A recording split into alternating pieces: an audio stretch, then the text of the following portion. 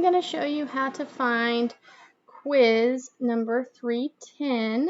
So on your homepage, you want to come over here to classes.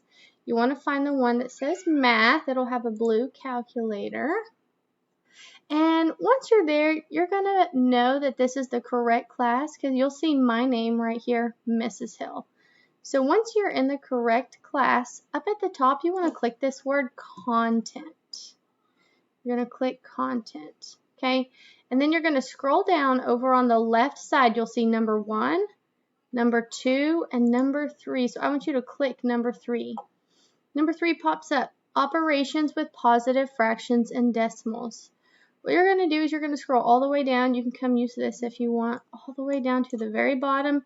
So you see this 3.10 unit review.